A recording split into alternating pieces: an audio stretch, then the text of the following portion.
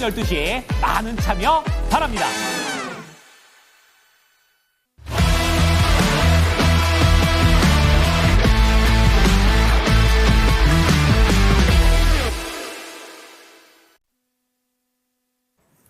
네, 이슈 딥다이브 이어가겠습니다. 선투자의 송범선 실장 나와주셨고요. 타이탄 파트너스의 윤여민 이사도 함께하겠습니다. 두 분 안녕하세요. 네, 안녕하십니까.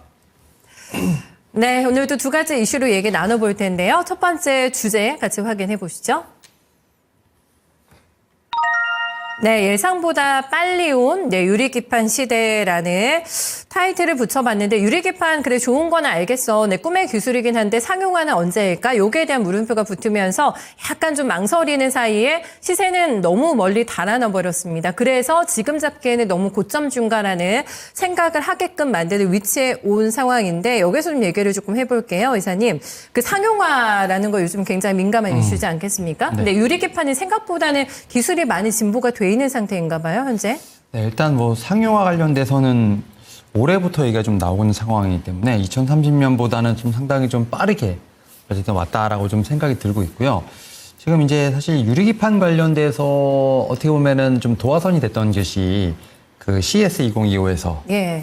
최태원 회장이 유리기판을 엔비디아에 팔았다. 뭐 이런 좀 기사가 좀 나오면서 그때부터 좀 이제 관련된 종목들이 불을 뿜기 시작했다라고 볼 수 있을 것 같고 결국 이제 플라스틱 관련된 기판보다는 유리기판이 열 전도라든지 뭐 이런 부분들 그다음에 플라스틱 기판에 대한 어떤 단점을 극복할 수 있다는 부분에서 좀 상당히 많은 관심을 갖고 있는 상황이라 볼 수 있을 것 같고 여기에 대해서 빅테크들도 좀 유리기판에 대한 투자를 하기 위해서 좀 참전을 하고 있다라는 좀 뉴스가 좀 나오고 있죠. 특히 뭐 인텔 같은 경우도 10억 달러 이상 뭐 투자했다는 얘기도 나오고 있고 뭐 최근에 보면 맞춤형 반도체의 뭐 브로드컴 같은 경우도 어떻게 보면 유리기판에 대해서 좀 관심을 갖고 있다라는 얘기가 좀 나오고 있는 상황인데 이와 관련돼서 지금 시장 조사에 대한 부분들이 좀 나오고 있어요. 그러니까 이제 유리기판의 시장 규모가 좀 빠르게 커갈 것이다라는 얘기가 나오고 있고 지금 작년 기준으로 했을 때 한 23억 달러 정도 됩니다만 2034년까지 뭐 10년 정도 봤을 때 제가 볼 때는 뭐 한 우리나라 돈으로 한 6조니까 한 45억 정도가 2배 정도 커갈 것이다라는 얘기가 좀 나오고 있는 상황이기 때문에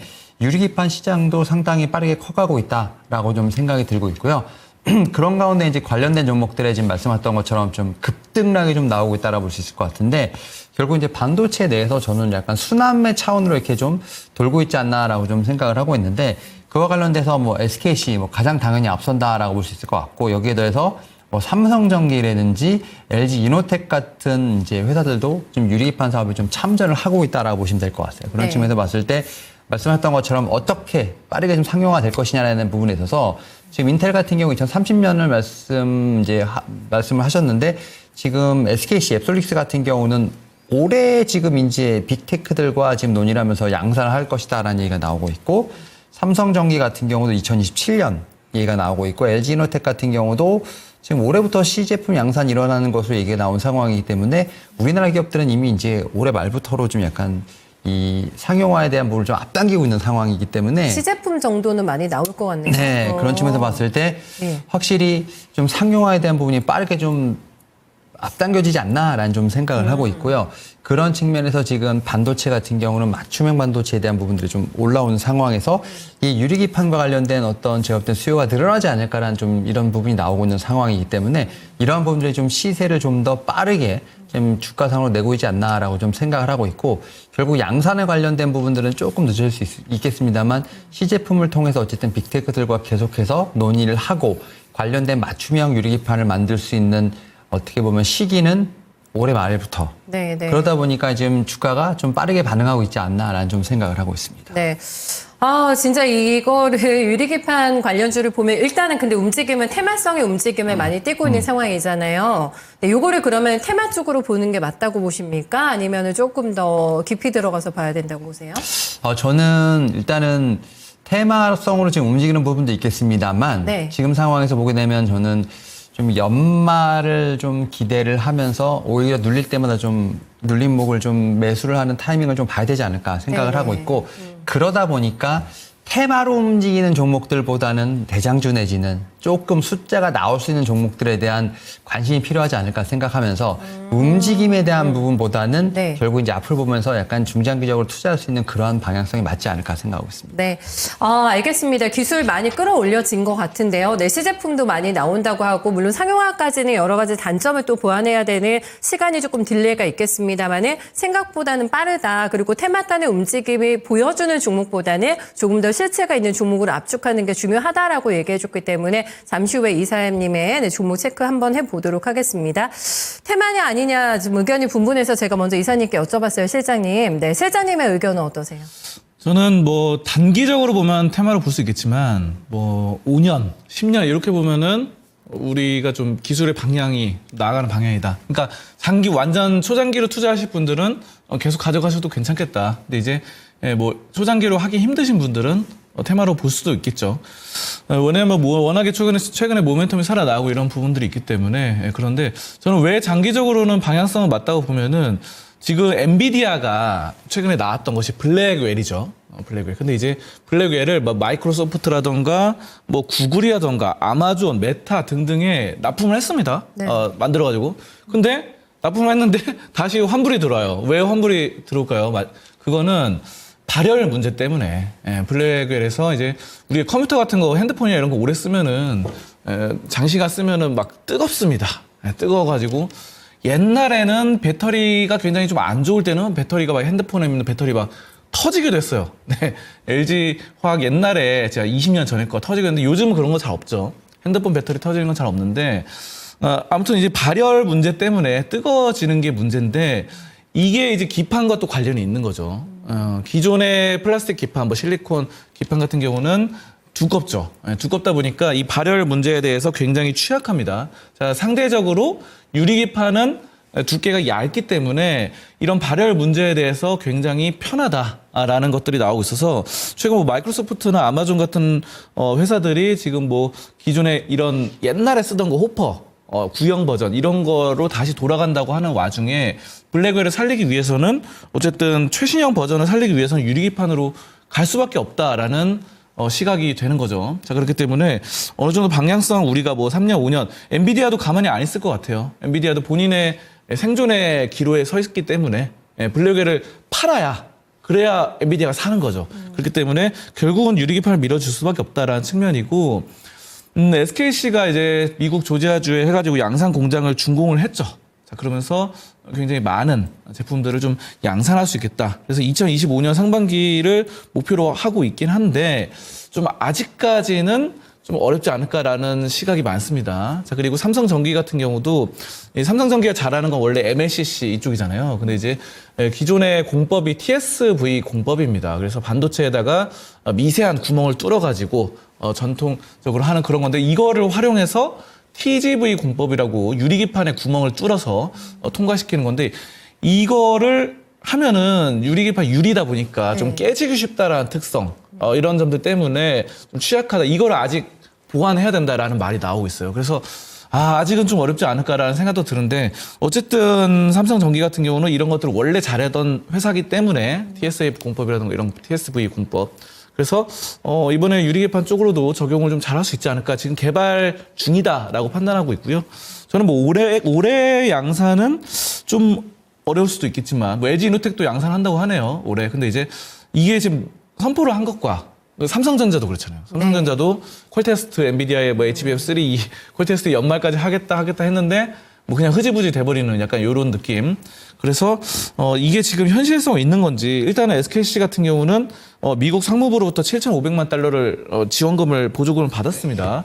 자, 그래서 이거는 희소식인데 어쨌든 좀 더 지켜봐야 되지 않을까 싶고요.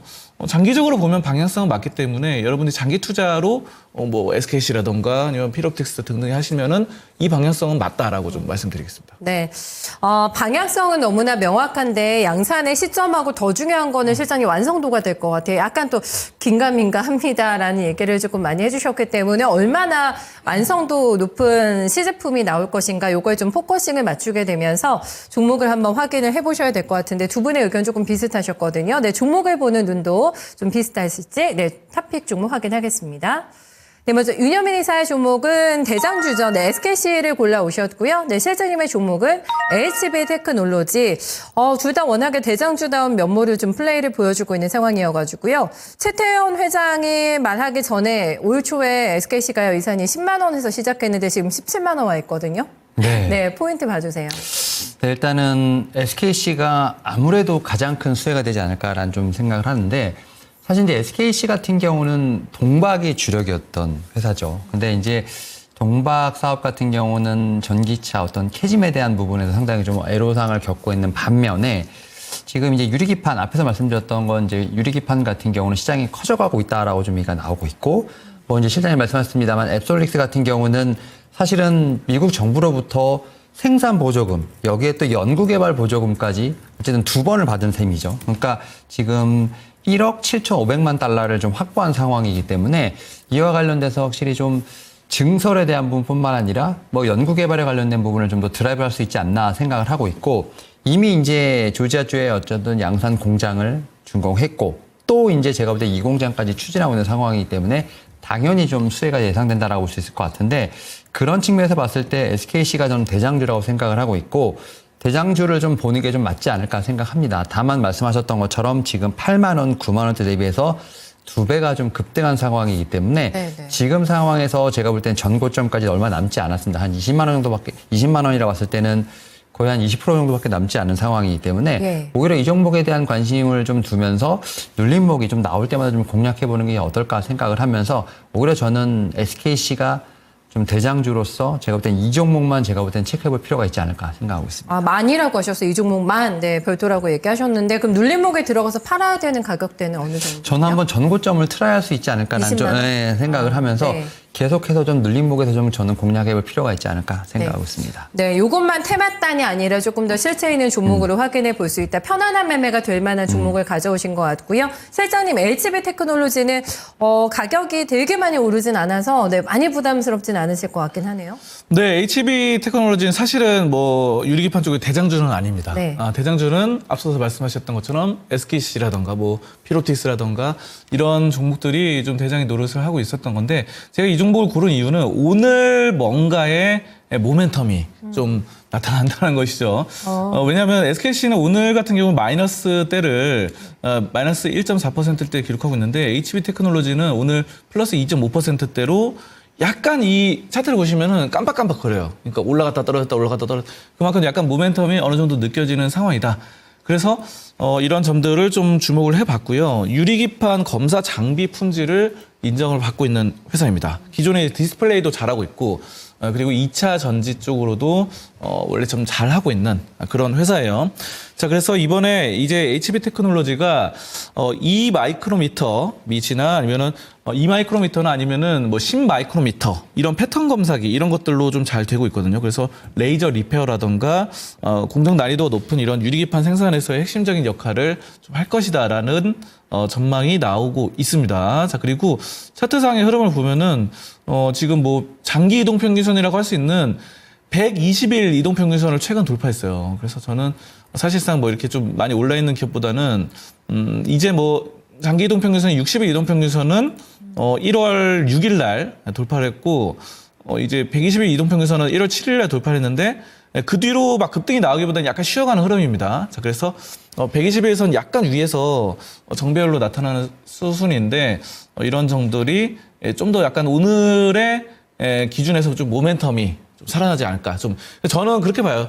아까 제가 말씀드린 건 초장기로 볼 거면은 SKC가 제일 낫고 장기로 보면은 그리고 오늘 약간 뭐 이렇게 단기로 모멘텀 플레이를 해보고 싶다 하시면은 HB 테크놀로지 괜찮다 이렇게 말씀드리겠습니다. 장단기 이평선 이격이 많이 좁아져 있어요. 121선 라인이면 정확하게 2,380원 정도 찍히는데 그거 보고서는 어느 정도 목표까지 잡으면 될까요? 그러면? 네, 지금 뭐 추세가 살아나고 있는 상황이고 정배열 유지되면서 2,665원에서 뭐 2,600원 사이에서 지금 왔다 갔다 하고 있어요. 네. 깜빡깜빡거리면서 약간의 좀 세력의 신호가 아닌가 이런 의심도 좀 드는데 깜빡이가 들어오고 있어서 자, 그래서 저는 목표가는 일단은 단기적으로 좀 길게는 안 본다고 말씀드렸기 때문에 단기적으로 한 3,000원 일단 목표가 두면서 접근해보고 3,000원 도달했을 때 또 추세가 모멘텀이 괜찮다 싶으면은 좀 더 가져가시고 아니면은 유리기판 전체적으로 보면은 SKC로 좀 환승 갈아타는 것도 괜찮지 않을까 이렇게 좀 보고 있습니다.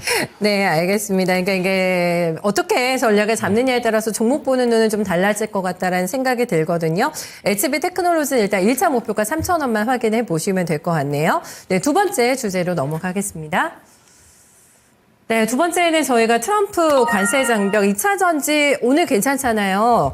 네, 너무나 걱정이 많았던 걸까라는 생각도 들고 좀 깝깝한 실적 때문에 증권가의 평가는 굉장히 안 좋고 트럼프 취임하면서 무슨 얘기가 나올지는 모르겠는데 오늘 주가 반응이 괜찮단 말이에요, 이사님. 어떻게 해석해야 될까요?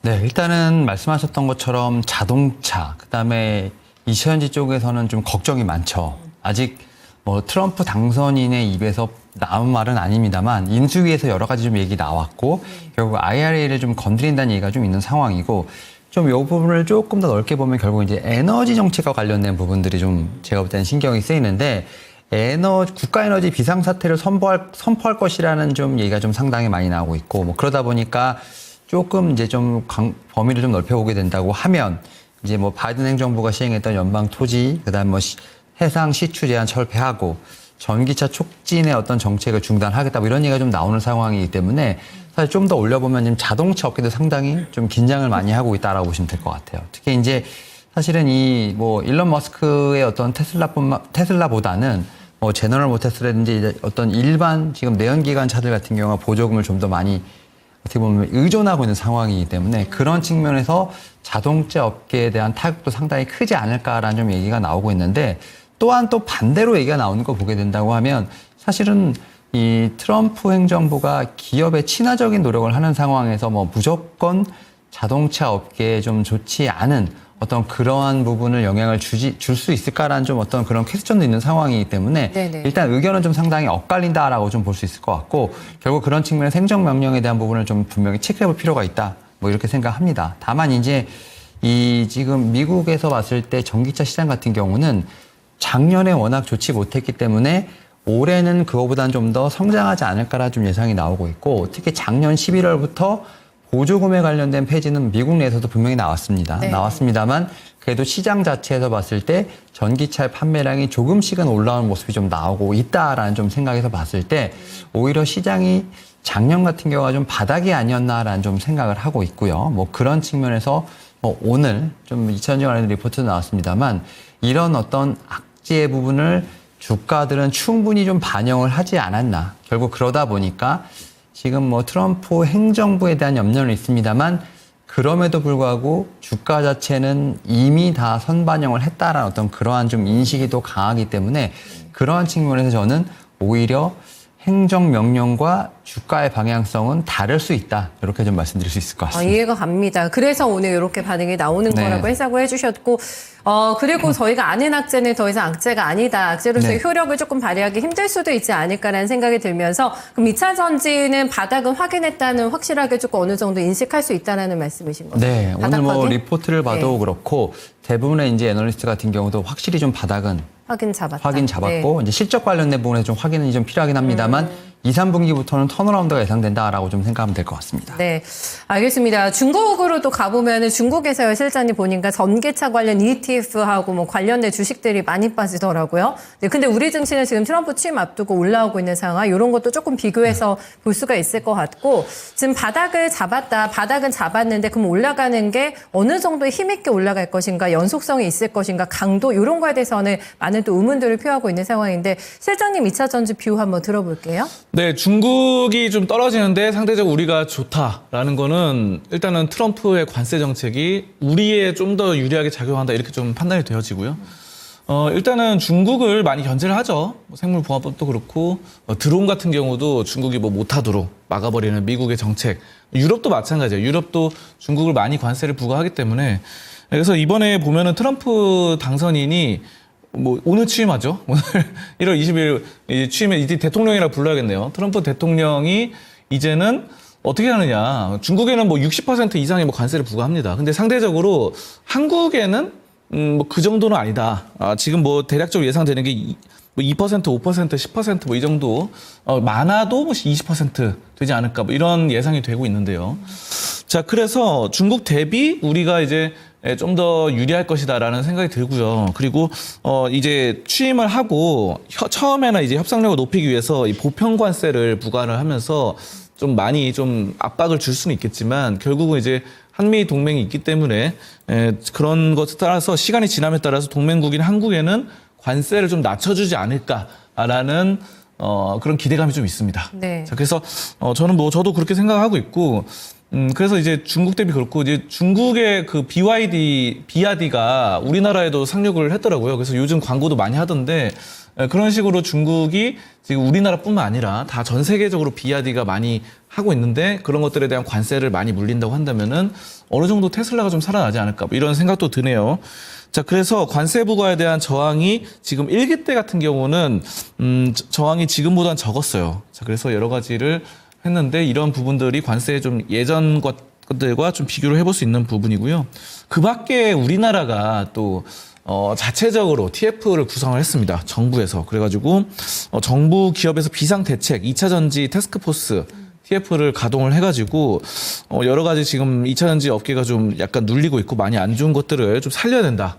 가동에 들어갔고 그러니까 이런 것 같아요. 지금 사실 2차 전지 안 쓰고 뭐 전기차 안 타고 그냥 내연기관 차 타고 상관은 없는데 지금 전 세계적인 흐름이 그렇게 돼버려가지고 테슬라라던가 뭐 BRD라던가 이런 기업들이 지금 전 세계적으로 어느 정도 자리를 잡고 있기 때문에 특히 일론 머스크는 미국의 뭐 두 번째 대통령 뭐 이런 식으로 불리고 있기 때문에 분위기가 그렇게 되면서 방향성이 그렇게 될 가능성이 높다라는 측면에서 우리나라 정부에서도 역시 태스크포스를 마련하고 여러 가지 보조금이라던가 그런 부분들을 좀 좋게 만들지 않을까라는 생각이 들고요. 그 밖에는 이제 유진투자증권에서 한병화 연구원이 네. 역시나 또 2차 전지를 긍정적인 뷰로 돌아섰다라는 것들 뭐 이런 여러 가지들이 좀 중복이 되면서 2차 전지 업계가 앞으로 좀 좋아지지 않겠나 이렇게 좀 판단하고 있습니다. 네. 전기차가 일단은 조금 더 팔려야 될 것 같긴 한데 보조금을 뭐 받느냐 마느냐의 문제도 있습니다만은 전기차에 대한 일단 선호도가 조금 더 살아나야 될 것 같기는 하고 여러 가지 뭐 남은 뭐 실적도 많이 올려야 되잖아요. 국내 기업들이 지금 전반적인 상황이 적자도 나고 안 좋기 때문에 가야 될 길은 멉니다만은 너무나 지금 많이 고점 대비 빠졌기 때문에 상방에 대한 가능성을 많이 열어놓고 증권사에서도 보수적으로 보던 증권사도 뷰를 조금 돌렸더라고요. 이런 것들이 다 적용이 되면서 오늘 시장에서 가장 강한 모습 보여주고 있습니다. 다만 보유자분들께서는 선택의 영역지가 많이 없으실 것 같고, 버티게 이제 성과를 체크해 보셔야 되는 입장이라면은 신규 진입 입장에서는 선택지가 굉장히 다양해가지고 종목군이 많으실 것 같거든요. 네, 두 분의 탑픽 확인하겠습니다.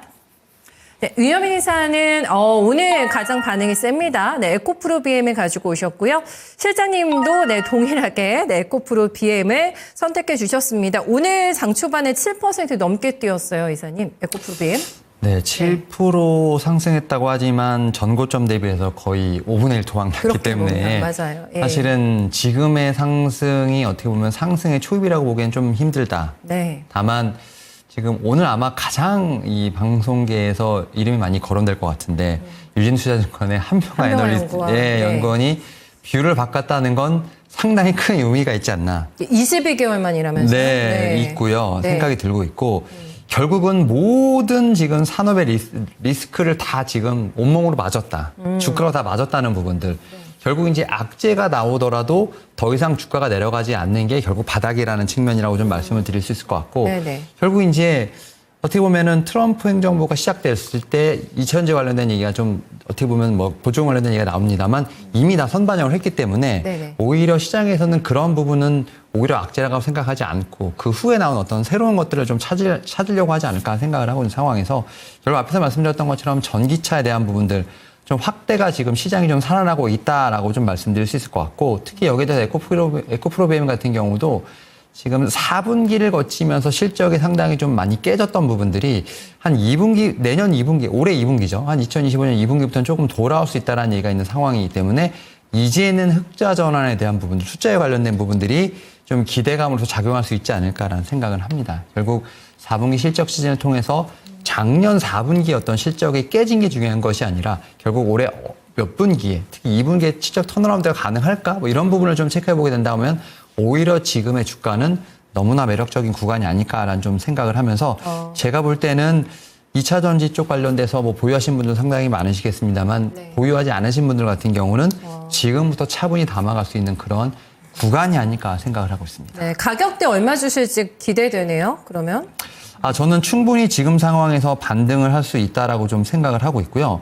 사실은 이채현지 같은 경우, 특히 에코프로 BM 같은 경우는 어떻게 보면은 업황에 대한 부분이 무너지지만 않았으면 저는 20만 원대는 분명히 지켰다라는 생각은 들거든요. 하지만 업황에 대한 부분이 너무 강조가 됐기 때문에 저는 한 20만 원대까지 충분히 1차적인 목표가는 잡을 수 있지 않을까 생각하고 있습니다. 네, 이번에는 실장님의 추가적인 이 종목에 대한 멘트하고 가격 전략까지 같이 들어볼게요. 네, 저 역시 에코프로 BM 현재로서는 좀 가장 탑픽이다 말씀드릴 수 있겠는데요. 현재 오늘 추세가 좀 가장 좋고 또 유진투자증권의 이 한병화 연구원이 좋은 리포트를 썼습니다. 그래서 한병화 연구원이 이 2차 전지를 안 좋게 생각하다가 좋게 바뀐 게 사실 오늘이 처음은 아니에요. 오늘이 처음이 아니고 작년에도 2024년에도 그 여름 정도에 여름에서 가을 넘어갈 때 한번 2차 전지 업계가 좀 괜찮다.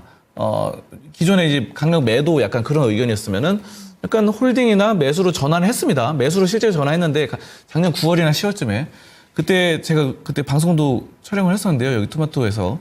근데 그때는 중요한 거는 2차 전지 업계에 대한 관점은 매수로 전향을 했는데 에코프로 BM은 안 좋게 평가했어요. 네, 그 당시에는. 그래서 그분이 이제 다른 종목들을 그 당시에 기억나는 게 첨보라던가 몇몇 종목들을 긍정적으로 평가한다. 다만 에코프로 BM은 아직도 홀딩 매수가 아니라 그냥 약간 매도의 관점 이런 식으로 언급했던 게 제가 기억나거든요. 그때. 근데 이제 이번에는 에코프로 BM을 긍정적으로 말했습니다. 자, 이래서 이런 것들이 전 세계적인 글로벌 배터리 업계가 중국과 테슬라 이런 방향성이 그쪽으로 잡혀버렸기 때문에 이제 막 되돌리려고 해도 네. 수소차를 정부가 밀어도 그게 힘들다는 거죠. 수소차도 사실 친환경 차인데 그런 것들이 힘들고. 자, 그래서 에코프로 BM이 지금 중립에서 매수로 돌아섰다는 부분. 그리고 저는 에코프로 BM의 가장 핵심은 리튬이라고 보는데 리튬 가격이 어느 정도 하락을 끝내고 11월까지 올라서다가 약간 내림세를 타다가 최근에 1월 들어서면서 바닥권에서 약간씩 올라가는 모습이 있습니다. 그래서 네. 리튬 가격의 안정권도 어느 정도 괜찮지 않나. 에코프로 BM이 종합적으로 괜찮다 이렇게 말씀드리겠습니다. 네, 목표가 얼마 주시겠어요? 네, 에코프로 BM은 많이 눌린 만큼 좀 다시 올라갈 가능성은 커 보이고 현재로서는 20만 원대까지는 좀 바라볼 수 있겠다 이렇게 말씀드리겠습니다. 네, 한병화 효과 20만 원 두 분의 똑같은 의견 저희 확인해봤네요. 수고 많으셨습니다.